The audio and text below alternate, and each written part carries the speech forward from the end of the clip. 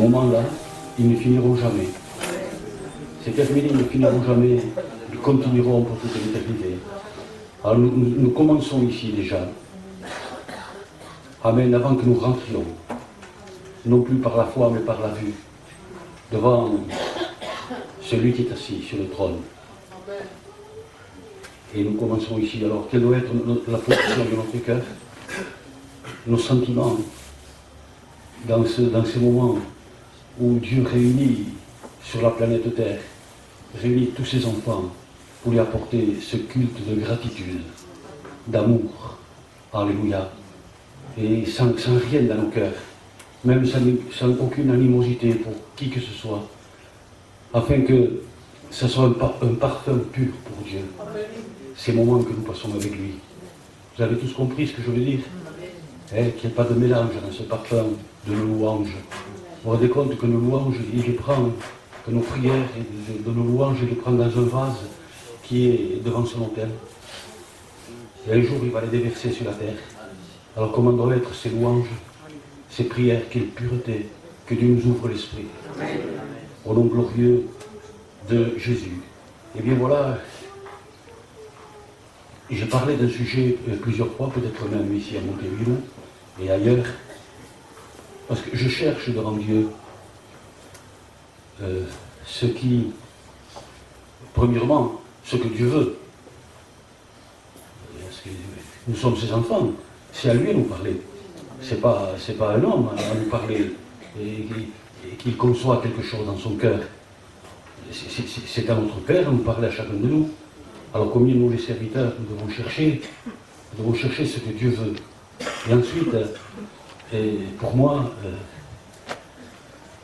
que Dieu me garde de toutes belles paroles, de tout beau sermon, que Dieu me garde, que Dieu me garde. Je dis bien, dans peut-être mes derniers mois, mes dernières années ou mes derniers jours, je ne sais rien que Dieu me garde. Et que je cherche toujours la volonté de Dieu à unir le peuple à Dieu, Amen. À qu'on se sente gardé, protégé, en sécurité entre les mains de Dieu. Alléluia. Que Dieu soit loué. Alors, et c'est de ce verset du livre des Proverbes que je veux lire, et après, bien sûr, avec d'autres versets.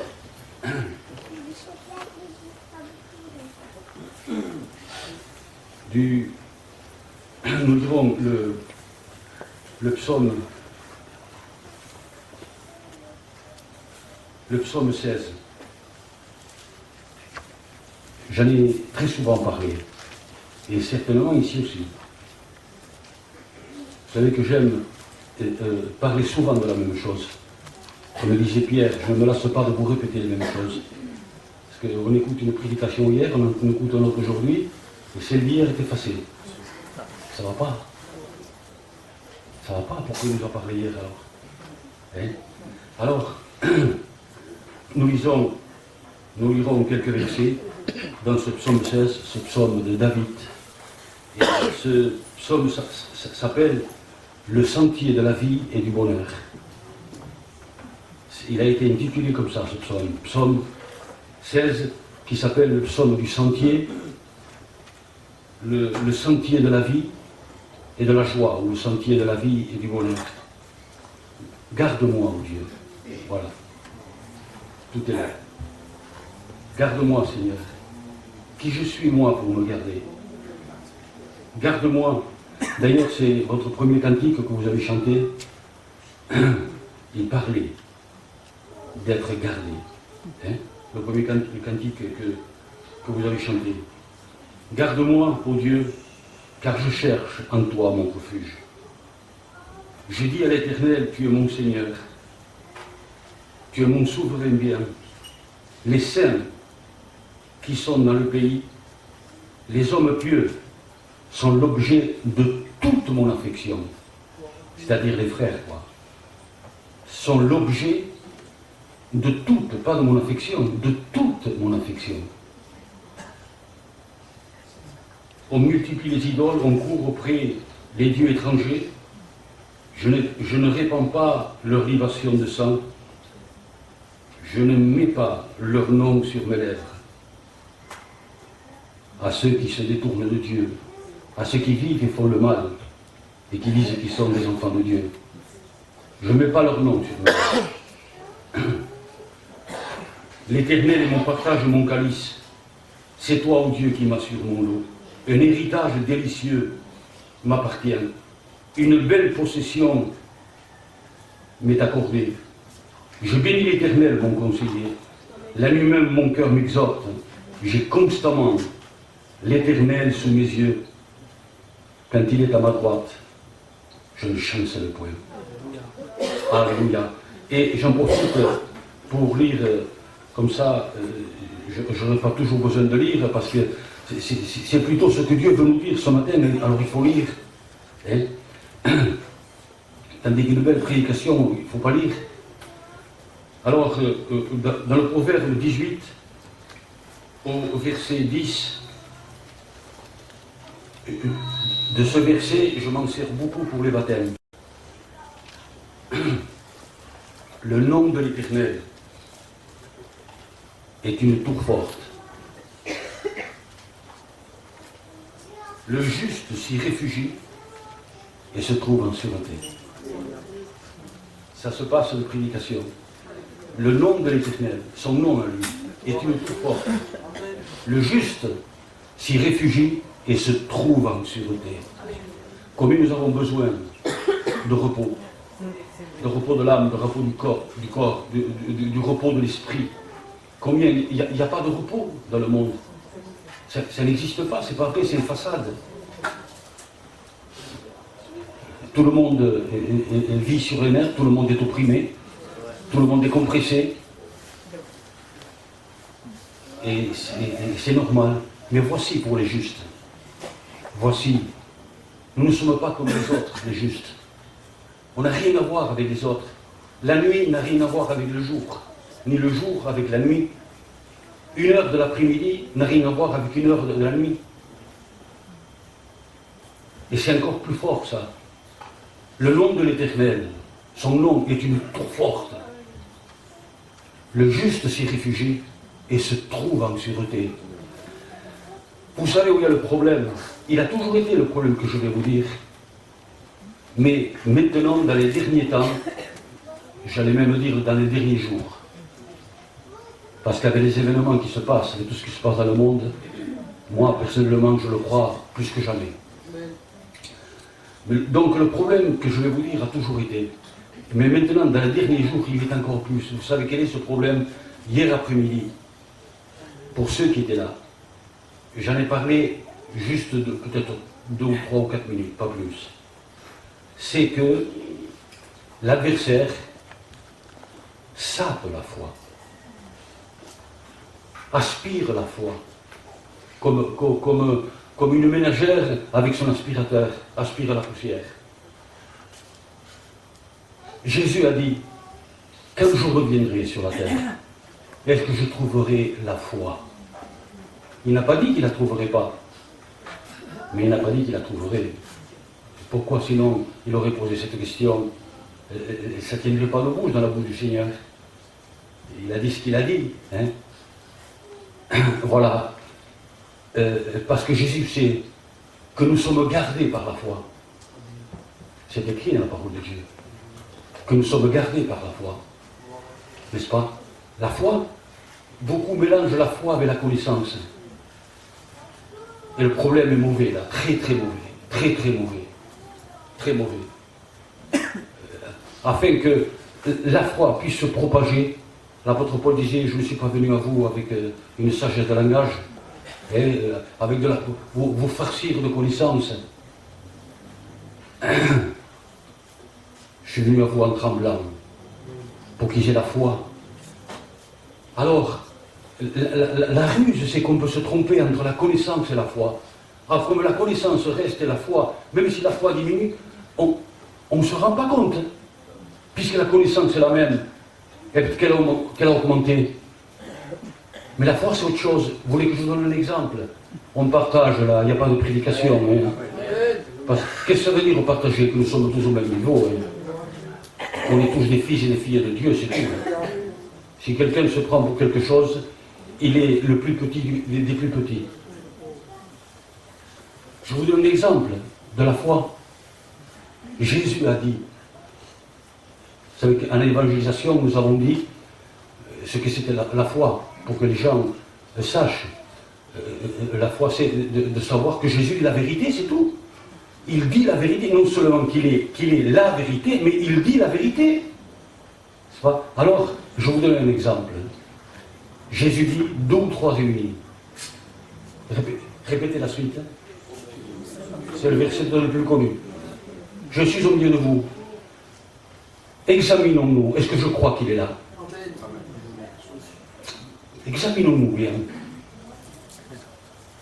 Lui, il a dit j'y suis, mais est-ce que je crois qu'il est là? Est-ce que là, on croit que Jésus est devant lui là? Le savoir qu'une chose, de le croire, c'est un autre. La différence est absolument énorme. Moi, Manico, est-ce que je crois qu'il est là? Est-ce qu'il est devant moi là? Ma position n'est plus la même. Mes pensées ne sont plus la même. Mes yeux ne sont plus les mêmes. Mon cœur n'est plus le même. La foi. La foi. Il faudrait qu'un théologien vienne et nous parle de la foi, mais ça ne m'intéresse pas. Je veux tout simplement croire. Entre savoir et croire, la différence, il y a un abîme, comme avait le fils, avec le riche et l'autre, hein, et Lazare. Entre le savoir et le croire. On peut savoir tant de choses, mais est-ce que je crois qu'il est là? Est-ce que je suis rentré, je me suis assis, même quand je priais, est-ce que j'ai cru que Jésus était là, que je suis en train de lui parler, comme je suis là devant vous? Mais tout simplement, la foi, c'est ça. Croire ce qu'il a dit. Alors, nous ne sommes plus pareils. Notre cœur n'est plus le même, nos pensées n'est plus le même. Parce que même, on le sait, on peut être là, et notre esprit peut être ailleurs. Alors, qu'est-ce qu'on croit? Qu'est-ce qu'on croit? Même, on peut prononcer des prières, je dis bien, on partage ensemble. Je peux prononcer des prières sans le sentiment de cette vérité que je suis là devant Jésus. Même mes prières ne sont plus les mêmes. C'est pas vrai, hein? Ça, c'est à lui. Si vous me parlez à moi, vous me parlez à moi. Mais si je ne suis pas là, vous pouvez me parler. Vous voyez? Alors on peut dire des choses. Manico est beau, il est jeune, il a 25 ans, on peut dire tout ce qu'on veut. Vous voyez? Ça peut être la connaissance, rentrer dans une fonction de l'adoration et de la prière, mais quand je suis là devant lui, dans sa présence, laissez-moi vous donner juste un exemple.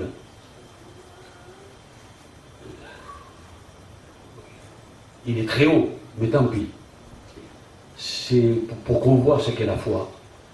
Un jour, il y a un homme de Dieu qui avait une 50aine d'orphelinats en Angleterre, je crois, je ne me rappelle plus de son nom, et qui a vécu par la foi pendant 50 ans. Il n'a jamais rien demandé à personne, et ces centaines d'orphelins étaient nourris. Et un jour, il devait traverser le fleuve du Mississippi, et le capitaine aussi était un chrétien, avec son bateau, un bateau à eau à cette époque-là. Il devait traverser, et il s'est levé un brouillard terrible, et il devait être à telle heure, à tel endroit.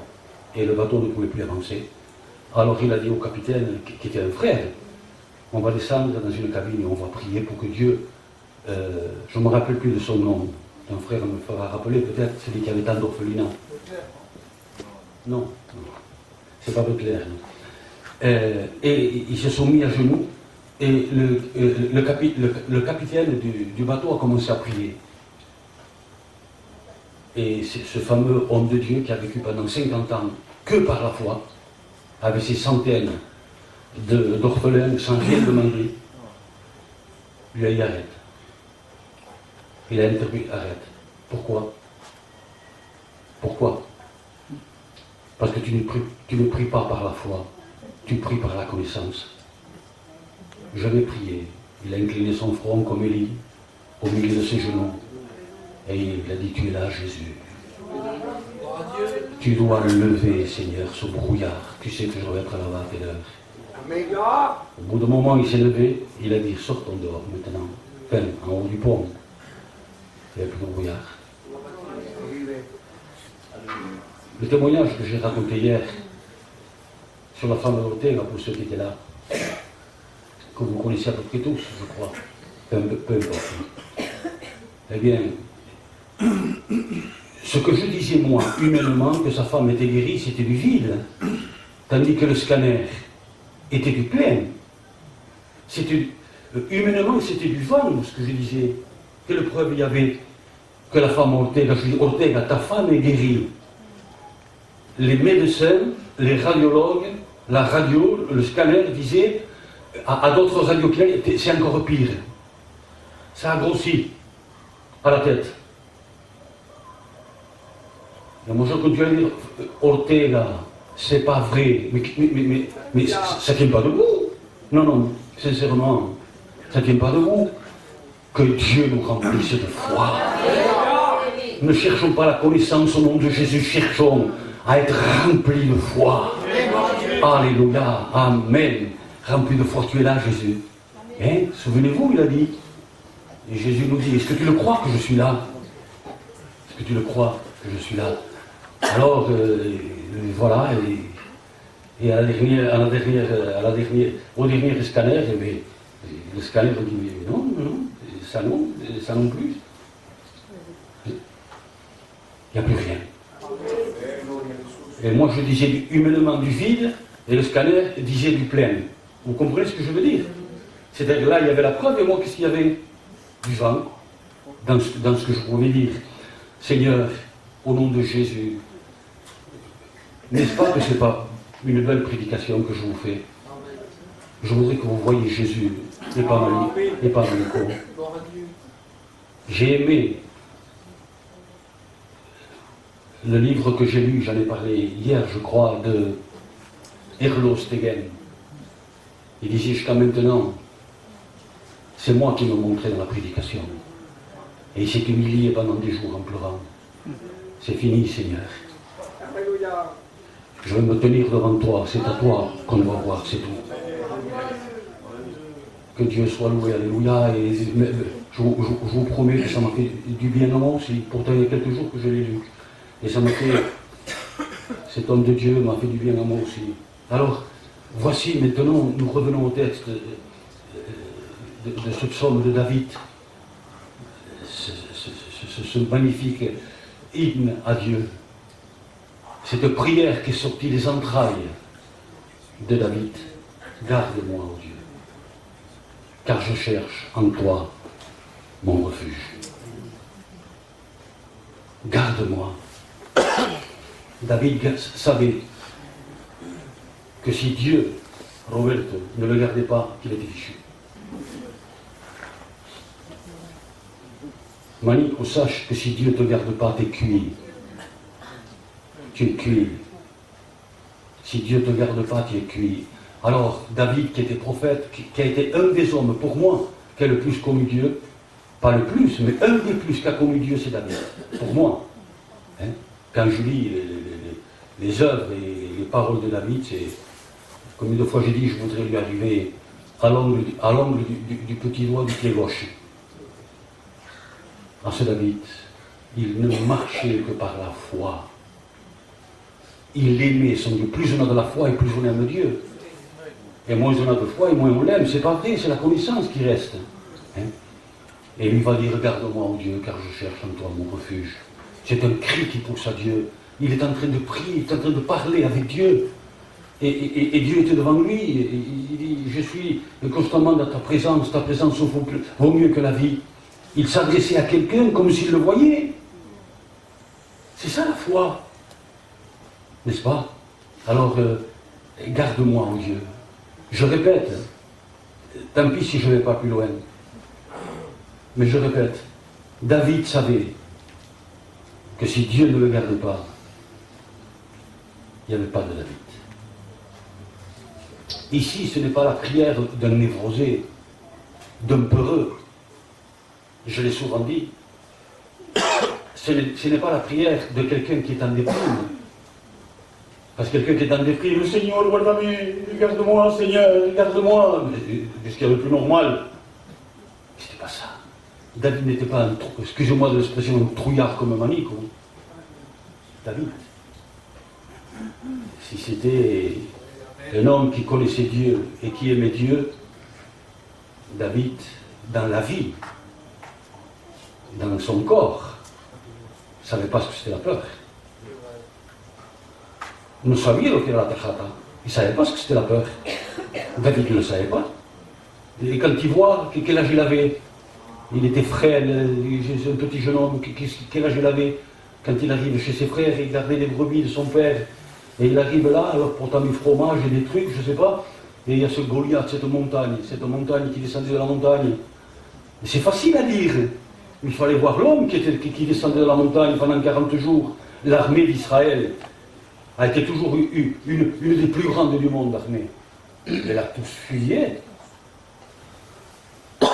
Il y avait un Jonathan là, il y avait un Saül, un homme grand, costaud, le roi.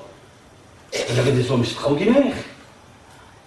Mais tous fuyaient, se cachaient derrière les tentes, ou dans la forêt, quand l'autre descendait.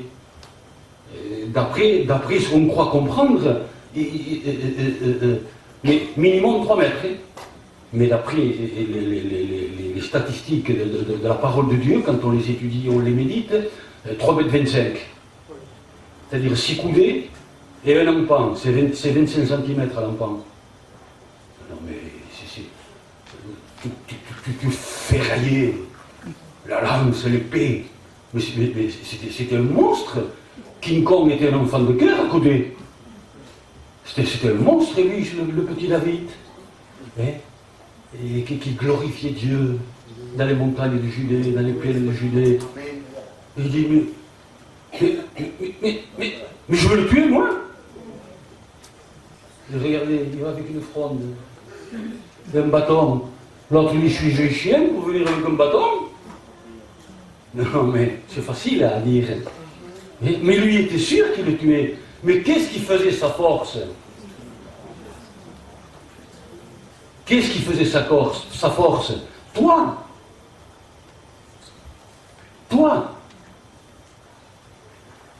Tu viens au nom de ton épée, de ta lance, de ton javelot. Pas moi. Je viens au nom. Au nom de l'Éternel. Donc tu as bien fermé son armée. Je viens en son nom et je veux te tuer. C'était le nom de l'Éternel est une tour forte parce que c'est lui qui le dit ça. Le nom de l'Éternel est une tour forte et le juste s'y réfugie et il est en sûreté. Il a mis le nom de l'Éternel devant, ça le suffisait. Ça y est. Ah, frères, sœurs, réfugions-nous là. Nous avons tous les droits.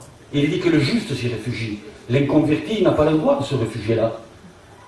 Il n'a pas le droit de se réfugier là. Pourquoi? Il n'est pas purifié, lavé, justifié, sanctifié par le sang de Jésus. Et David ne connaissait pas le sang de Jésus. Mais il dit, le juste s'y réfugie. L'Église de Dieu, c'est toi le juste. Amen. Tu as tous les droits, absolument tous, de te réfugier dans le nom de l'Éternel. Et là, tu es en sûreté. La Bible déclare, la parole de Dieu déclare que tu es en sûreté. Hier, c'est le nom de l'Éternel. Rappelez-vous, le nom de l'Éternel est une tour forte. Moi, je viens contre toi. Au nom de l'Éternel, lui dit David. Alors il va dire, mais monsieur une armée, ce qu'a fait contre moi, ça peut être jusqu'à 1000 hommes. Je serai malgré cela rempli de confiance. Même si je marche dans la vallée de l'homme de la mort, tu es avec moi. Le nom de l'Éternel est un refuge, une paix, une tranquillité. Alléluia. Et tu as droit. Tous les droits, Talib, tous les droits, tu as à te réfugier dans ce nom pour être en sûreté. Tu as tous les droits, Gino. Seigneur Jésus, mais quel bonheur est le nôtre. On voit des chrétiens avec des visages de midi et demi. Ça fait rire peut-être, mais vous savez qu'il y a beaucoup de chrétiens dans notre peuple même qui sont en déprime. Mais qu'est-ce que c'est? On ne connaît pas le nom de Jésus. On ne connaît pas le nom de Dieu. Le nom de Dieu, il est Saint redoutable. le nom de l'Éternel. Que ceux qui invoquent ce nom s'éloignent du mal, dit l'apôtre Paul dans sa deuxième épître à Timothée, au chapitre 3, je crois, au verset 19. C'est pour que vous le relisiez, c'est tout. Hein. Hier, pour ceux qui étaient là, je vous ai parlé de la même expérience que j'ai fait avec Kerlo Stegen. En lisant son livre, je me suis rappelé de cette sorcière-là, qui était au milieu d'eux, qui voulait être délivrée, pour ceux qui étaient là. Cette sorcière qui voulait être délivrée, et qui a commencé à faire la meute de chiens, et ensuite, de suite après, à faire les balichos, à faire les porcs. Mais réellement, le porc. Et c'est lui-même, et c'est Herlot qui le raconte. Et je me suis rappelé de l'expérience que j'ai fait à Ajaccio, avec le frère Antoine, qui habitait là-bas dans les Landes. On était partis à Ajaccio en Corse, et je l'ai raconté hier, et je vous le dis de nouveau, mais uniquement pour vous dire le nom, pour parler du nom, que David dit, je viens contre toi au nom de l'Éternel. Il a fait ça avec la fronde, et là, face contre terre, mort. C'est le nom de l'Éternel qui a porté ça. Et là, il est devenu une femme, une danseuse de mauvaise vie, de cabaret, qui nous l'a envoyé, je ne sais pas. J'en sais rien. Et est-ce que c'est Dieu? Est-ce que c'est quelqu'un qui l'a témoigné? Mais elle est venue là, et à la fin de la prédication, elle a dit qu'elle voulait être délivrée. Elle est venue là, comme je disais hier, habillée bizarrement, c'est tout ce que je dis. Hein. Et là, à la fin de la réunion, donc, il y avait la plage derrière, et d'un seul coup, elle est tombée à genoux. Oh non! On s'est réfugié derrière le nom. Qui sommes-nous? Qui sommes-nous? Comme le fils de Séva? On vient au nom de ce que Paul prêche.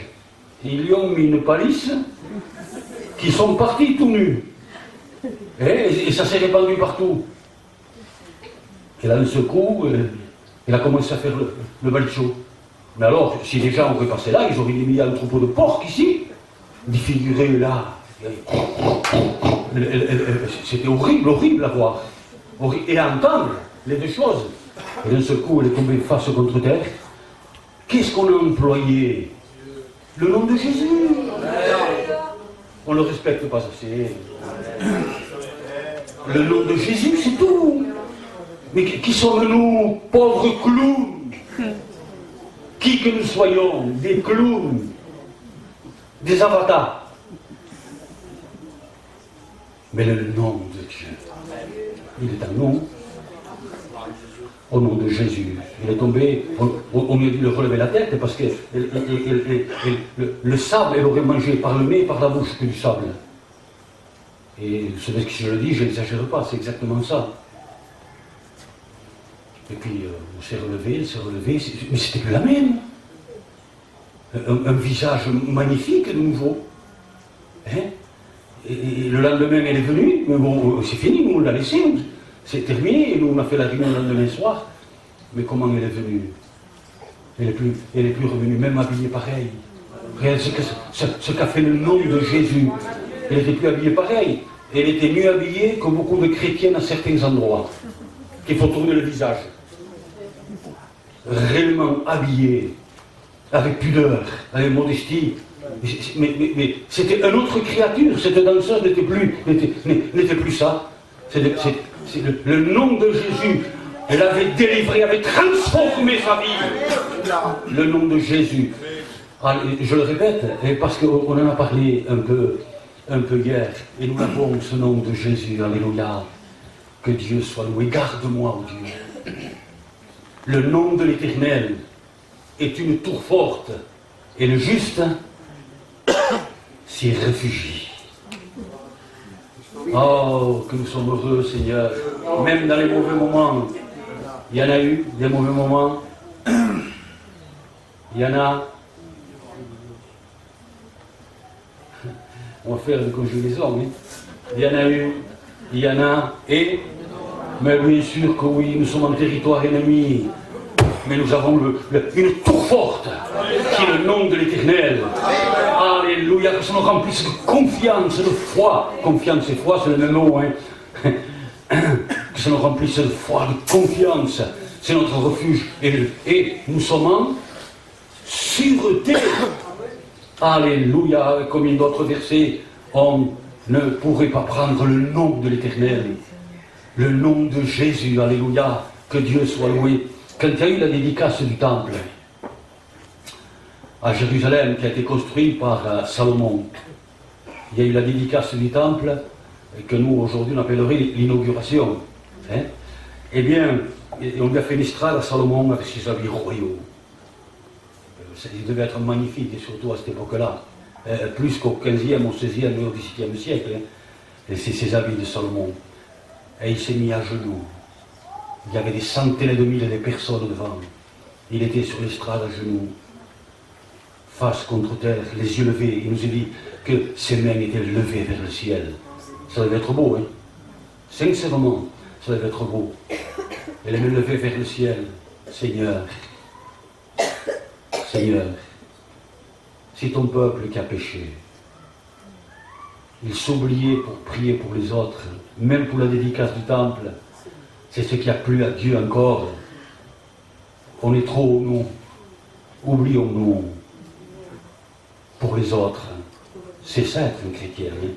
Alors, les mains levées vers le ciel, il disait, Seigneur, si un de tes enfants a péché, mais ils reviennent dans ce temple qui est à toi, qu'on a construit pour toi, Seigneur. Et puis tout d'un coup, il s'arrête, il dit, quoi? Tu habiterais? Toi, qui as créé l'univers, tu habiterais dans un temple? Non, Seigneur, mais tu as promis. Quoi? Que ton nom serait dans le temple. Vous vous rendez compte? Et là, Salomon était dans sa plénitude de foi. Hein? Dans sa plénitude de révélation. Hein? Dans la sagesse du trône de Dieu, il était là. Hein? Mais tu as promis que ton nom serait là. Seigneur, Seigneur, s'ils ont fait ça, s'ils ont fait ça, s'ils ont fait ça. Elle est magnifique cette prière. Lisez-la, je crois que c'est dans un roi au chapitre 7 ou 8. Hein? Relisez-le chez vous. Seigneur, pardonne, à cause de ton nom. Et il répète souvent de fois, à cause de ton nom, à cause de ton nom qui est dans le temple. Ton nom, Seigneur. Il savait ce que c'était le nom de l'Éternel. Il savait que, à un moment donné, même Ézéchiel dira, ou plutôt Dieu dira par la bouche d'Ézéchiel, il dira, je pardonne à cause de mon nom. Et, Seigneur, s'ils sont au loin, déportés au loin, parce qu'ils ont fait le mal, mais si ses yeux se tournent vers le temple, Seigneur, à cause de ton nom, pardonne, Seigneur. Très peu de temps après, Dieu s'est présenté à lui, dans un songe, et il lui a dit, je t'exauce, Salomon, je t'exauce. Si mon peuple, sur qui, quoi? Mon nom, voyez, si mon peuple sur qui est invoqué mon nom, s'humilie, prie, se détourne ses mauvaises voies, je le guérirai. Je le guérirai. Des siècles après, le grand Daniel, pour moi, je l'appelle le grand Daniel, hein, pour moi, il était à 1000 kilomètres. Nous avons péché, nous avons fait le mal. Nous, il se mettait à l'intérieur pour les autres. Lui aussi, magnifique prière aussi. Je crois que c'est au chapitre 8 et 9 de Daniel, je crois. Mais qu'est-ce qu'il faisait? Même quand il y avait l'édit du roi que quiconque prierait ou louerait autre chose que le roi serait jeté dans la fosse au lion. Mais Daniel savait que s'il ne louait pas, que s'il ne priait pas, il était fichu. Qu'il avait besoin de la garde même, il savait qu'il allait être jeté dans la fosse au lion, il était sûr. Certains, c'était un oriental. Il le savait et il connaissait les lois du palais, puisqu'il était Premier ministre, quelque chose comme ça. Mais qu'est-ce qu'il faisait? Il ouvrait les fenêtres, d'où? Vis-à-vis de Jérusalem, il devait y en avoir plusieurs. Vis-à-vis de Jérusalem, regardant vers le temple, il savait que la prière, il connaissait la prière de Salomon et que Dieu avait dit, je t'exauce. qui avait le nom là-bas. C'est un homme de foi, non, Daniel? Il a vu. M'arrêtez-moi, oui. Voilà, il vivait avec Dieu. Il vivait avec Dieu, c'est tout. Il le savait, alors Seigneur, pardonne. Seigneur, pardonne. Enfants de Dieu qui sont ici. Il y avait le nom de l'Éternel dans le temple. C'est pour ça qu'il y avait ce respect terrible dans le temple. Et il savait que s'ils venaient, s'ils s'humiliaient, qu'ils étaient pardonnés, qu'ils étaient exaucés. Si mon peuple, sur qui mon nom est invoqué, plus qu'il est invoqué sur nous, il n'y en a pas. C'est des milliards de fois plus qu'avec Salomon. Salomon n'était pas l'église de Dieu. Toi, tu es les membres, nous sommes les membres du corps de Christ, il en est la tête. Seigneur, que Dieu nous montre ce qu'est l'église. Le bonheur que tu as d'appartenir, de faire partie de l'église du Dieu vivant. Que tu es le corps du Christ, que tu es les membres de son corps. Et le nom de Dieu est invoqué sur nous. Tu sais comment on nous appelle? Les inconvertis depuis le début. En France, les Alléluia. Les gloires de Dieu. Et s'ils le savaient, ils ne le diraient pas. Hein? Le nom de Dieu est invoqué sur nous. Le nom de Dieu est en nous. Alléluia, quel nom!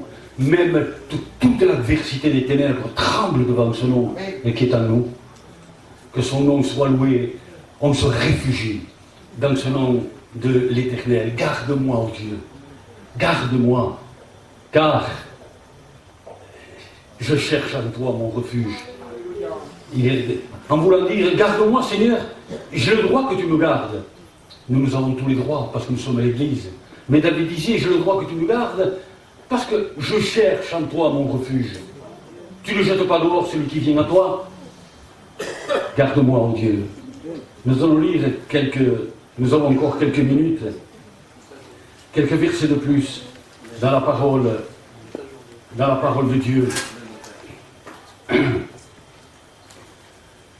Où je vais te raconter une autre expérience. Et ensuite on ira. Hein? Notre expérience, pas toutes, parce qu'il y en a quelques-unes, comme à chacun de nous. Un chrétien fait des expériences avec Dieu. Un jour, il y a le frère Titi, que beaucoup connaissent ici, hein, qui est serviteur de Dieu. Il est moitié manouche et moitié gitanos. Eh bien, il est venu, et heureusement, il est très costaud. Il était surtout à cette époque-là, il était encore plus costaud que maintenant. Et un jour, j'étais en train de prier dans une rue de Mont-de-Marsan, et il est venu avec sa camionnette là, et avec un jeune à côté, un beau garçon. Il me dit, Manico, c'est mon neveu, une vingtaine d'années environ. Celle-là, que je veux vous dire, était pas pour vous, mais pour moi, ça a été une des plus grandes expériences, celle-là. Et pourtant, celle que je vous ai dit, elle était déjà bien. Mais celle-là, non, celle-là est encore pour moi. Hein. Il m'a dit, il faudrait que tu pries pour lui, parce que... Il m'a fait comprendre en espagnol, parce que lui, il est moitié manouche, son neveu est manouche. Hein. Et j'ai dit, oui, bon, écoute, t'as qu'à aller à l'église, c'était une baraque en planche à cette époque, hein, l'église à Mont-de-Marsan. Va à l'église et j'arrive. Il est parti avec sa camionnette, moi j'étais environ à 1 kilomètre et demi, on sait, j'en ai profité pour prier. J'étais à pied, et ils étaient assis, l'oncle et le neveu à côté, Titi là, et son neveu ici. Alors, je suis rentré, je le voyais agité. Un gars de 1m87 ou 8 peut-être, hein, un beau garçon, un vraiment beau garçon. Et il était là, je le voyais agité. Alors je lui ai parlé avec douceur. Je voulais le calmer. Ah bon, c'est le neveu à Titi. Oui, j'ai essayé de la m'alouer. J'ai essayé de la m'alouer. Et d'un seul coup, j'ai dit, au nom de Jésus! J'ai invoqué le nom de Jésus. Il a poussé un bond comme une bête, vous savez ce qu'il a fait? Il a appelé le chef des démons. Pas lui, celui qui était à l'intérieur de lui. Il a nommé par son nom. Il a appelé à son secours. ce mauvais esprit qui était en lui, il a dit, je ne suis pas assez fort, moi, pour résister à ce nom. Et il a prononcé de toutes ses forces le nom de l'autre, hein, que je ne veux pas prononcer. Ah, ça a été une des plus grandes expériences. Hein, et je l'ai eu. Son oncle l'a pris, et puis d'un seul coup, il est tombé par terre. Libéré. Gloire à Dieu. Même avec le nom qu'il appelait à la rescousse. Réfugions-nous. Le nom de l'Éternel est une tour forte, et le juste s'y réfugie. Mais qu'est-ce qu'il y a de beau dans ce que je dis? Mais c'est la foi. Revenons à la foi. Je constate que dans toutes les églises de partout, la foi diminue et la connaissance augmente. Et la connaissance souvent de foi, elle enfle. On n'est pas beau quand on est enflé, vous savez. Quand on est gonflé, on n'est pas beau. Mais après, avec une aiguille, de la vexation ou n'importe, la moindre bricole qui arrive, la moindre tuile qui arrive, ça se dégonfle. Ça nous fait rire. Mais Dieu sait, lui, que c'est vrai. Seigneur, je te demande pardon. J'ai pris déjà la Sainte Seine. Ça m'est égal de la connaissance. Et si j'en veux, c'est pour t'aimer davantage, c'est pour te connaître davantage. Seigneur, alléluia. Mais cette foi, la pureté de cette foi, je me rappelle quand notre frère Joseph Koubili qui est mort, hein, vous l'avez tous connu. Eh bien, dans la jeunesse de sa conversion, il était rempli de foi. Il est arrivé avec ses draps de chineur dans une maison. Vous connaissez toute l'histoire. Il a frappé, il a dit rentrer. Qu'est-ce que c'est ce gémissement là-bas, il y a des mois ou des années, je ne me rappelle plus. Hein, et qu'il était là, paralytique, première vertèbre détruite, deuxième, enfin, il n'avait plus rien. Disons qu'il n'avait plus de colonne vertébrale, si vous voulez. Cet homme-là, il était là, il ne pouvait faire qu'une chose, hurler.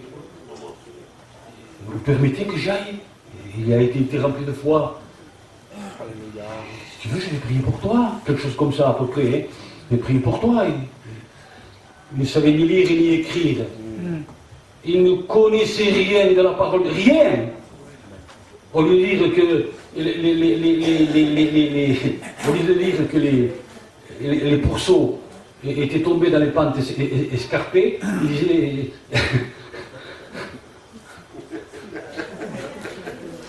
comment disent les Indiens quand ils sortent escarpés. Gloire à Dieu! Voilà ce que je dis. Gloire à Dieu, voilà ce que je dis. Mais non, mais je suis paralysé, je suis. Au nom de Jésus. Il n'a fait qu'invoquer le nom de Jésus, mais avec foi. Il savait que Jésus était là. Il a commencé à plus sentir aucune douleur. Il a commencé à bouger, à s'asseoir et à se lever. Le duc s'appelle. Hein? Voilà, c'est le nom de Jésus, la foi. Ne voulons pas nous remplir de... Bon, voilà. Hein? C'est tout. Mais cette foi sereine, cette foi, elle nous porte à aimer Dieu. Et l'adversaire n'en veut pas. Cette foi nous porte à pardonner, mon frère. Cette foi nous porte à avoir de l'amour. Alléluia, quand il est dit, garde-moi, ô Dieu.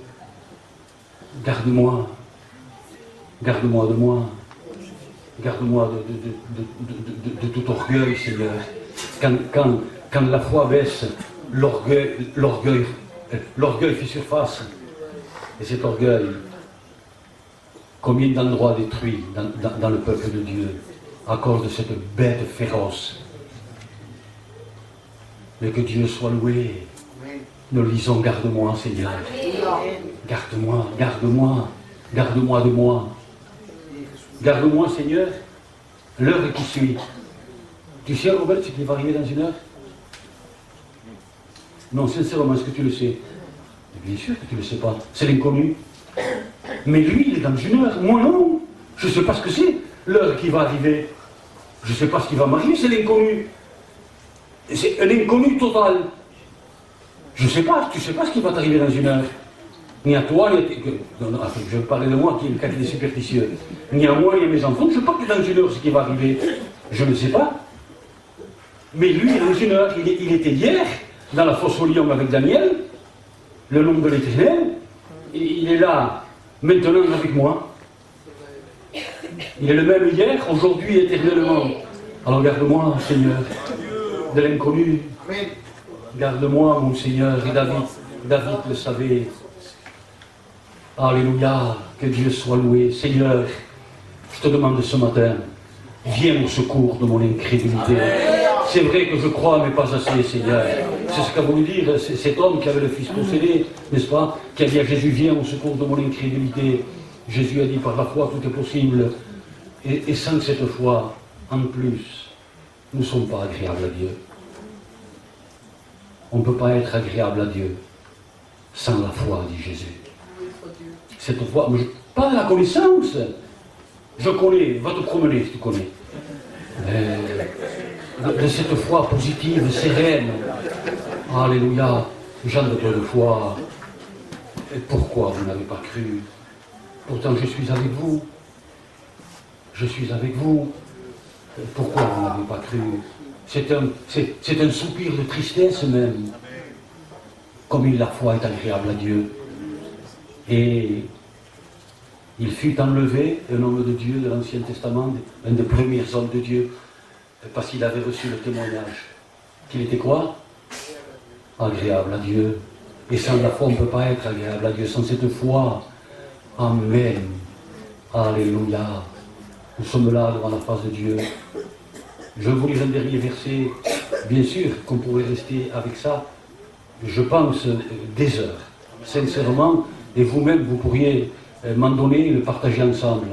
Mais il est midi moins le quart et je dois m'arrêter.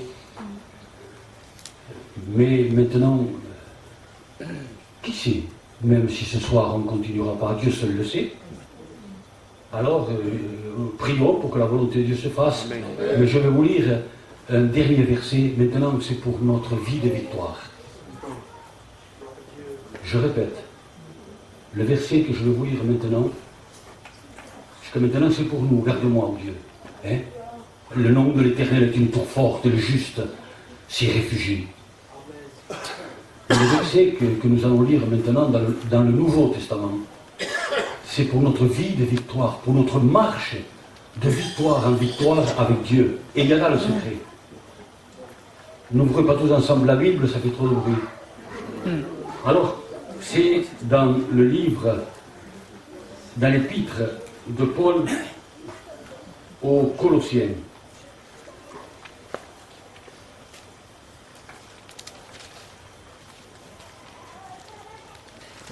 Premièrement, il dit, nous allons le lire, mais juste les versets avant, c'est donc au chapitre 3, les versets avant du verset que nous allons lire.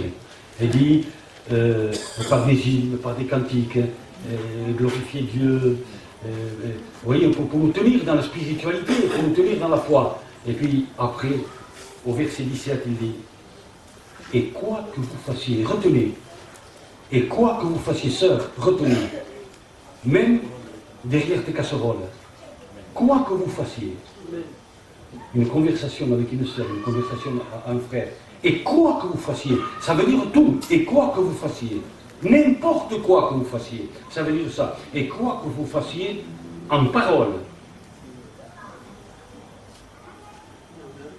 en œuvre, faites tout, maintenant, de nouveau nous trouvons tout, faites tout au nom du Seigneur Jésus. Que ce soit en parole, ou que ce soit en œuvre, les œuvres que vous faites, ou en parole, parce que c'est là,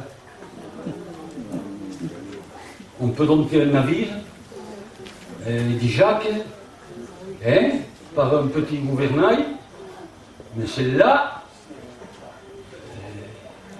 c'est l'enfer. Qu'est-ce que c'est écrit? C'est le feu de la gêne, celle-là. Parce que pour me justifier, je dois détruire l'autre. Je dois marcher sur l'autre. Bon, passons. Et quoi que vous fassiez, David, quoi, n'importe quoi, que ce soit en parole, ou en œuvre, faites tout. Maintenant, il y a le mot tout, au nom de Jésus. Combien ça va nous garder ça? Ah, Thomas, mon frère, combien ça va nous garder? Au nom de Jésus. Combien ça va nous garder? Gino. Combien ça va te garder encore, Manico? Combien ça va nous garder?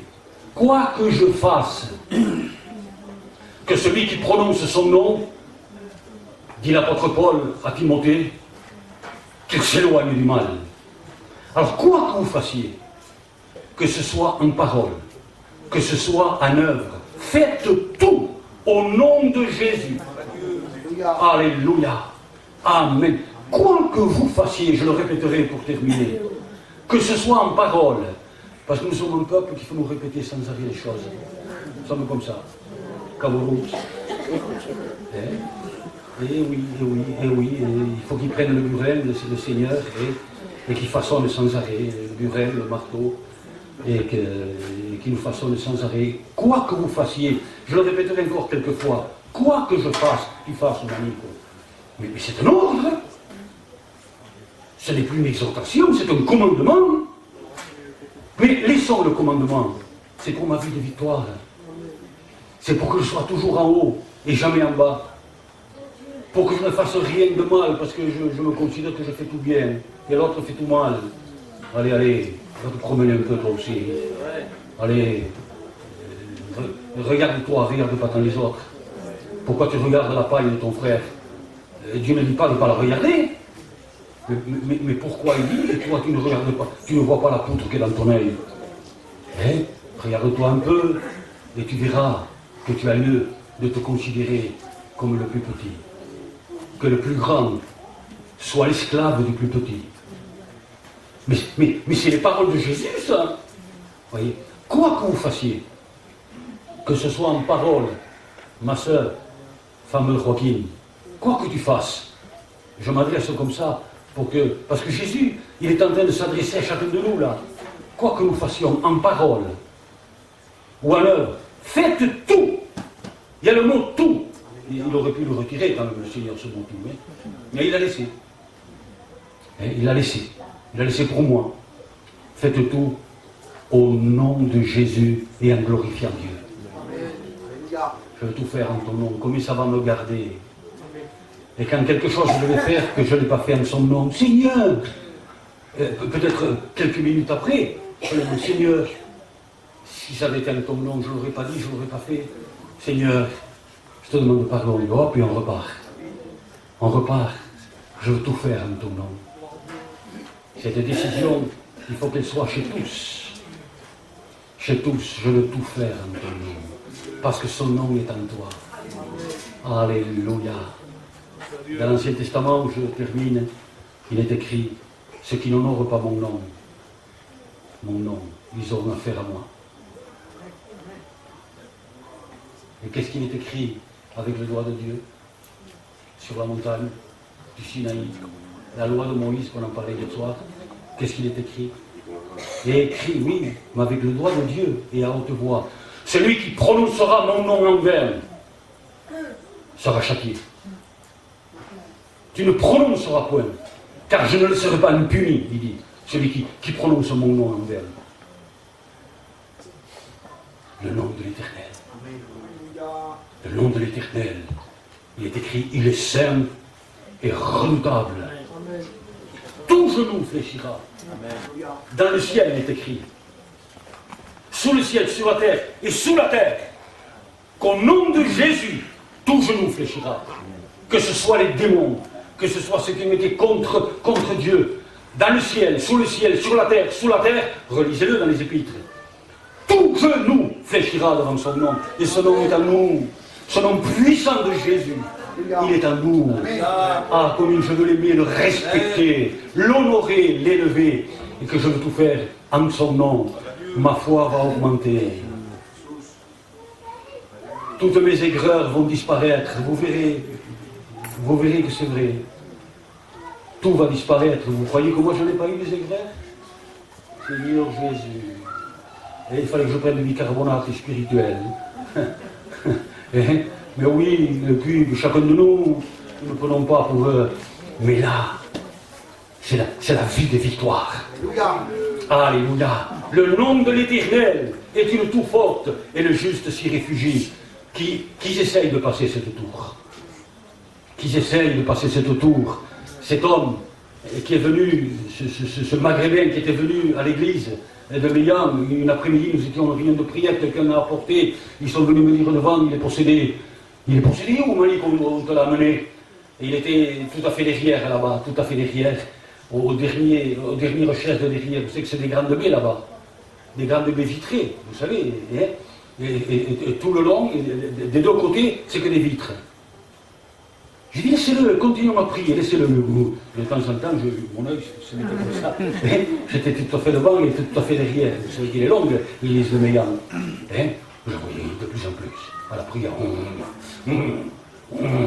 Les frères commençaient, et on était à peu près peut-être 20 ou 25. Et il y avait des hommes. Mon propre neveu au milieu, il faisait plus de 100 kilos. Et d'un seul coup, il a bondi comme s'il avait eu des ressorts comme ça.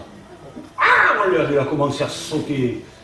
Je ne dis pas qu'il touchait le plafond, mais il a commencé. Les premières vitres, tout coupé, tout ensanglanté. La deuxième, la troisième, la quatrième. Ils se sont tous lâchés. Tous dehors. Ils m'ont laissé tout seul. Et moi j'étais devant comme ça, je me suis approché de lui comme ça, et d'un seul coup il m'a vu. Il a couru vers moi au nom de Jésus. Alléluia. Écoutez, normalement, par l'élan qu'il avait, il aurait dû me renverser. Que par l'élan, même s'il ne m'aurait pas frappé, mais me renverser. Parce qu'il venait de ce côté, droit sur moi comme ça. Et bien écoutez, il s'est fracassé à mes pieds. Il n'a même pas touché mon soulier. Il y avait quoi? Qu'est-ce qu'il y avait devant? Le nom de l'Éternel est une tour forte. Il y avait la tour devant moi. Il y avait cette muraille infranchissable. Et il s'est fracassé tout comme ça. Le nom de l'Éternel est une tour forte. Et le juste s'y réfugie. Et peut-être on continuera. Peut-être je demanderai à mon frère Paul et à mon frère Joachim et à mon frère, à tous les trois, de remercier Dieu pour ce moment que nous avons passé ensemble. Alléluia, merci Jésus pour ce nom. C'est pas la peine de prier une heure, hein, pour ce nom que Dieu il me l'a donné pour moi. Paul qui commence après Joachim, le frère terminera. Toi aussi, tous les trois. Hein. Seigneur,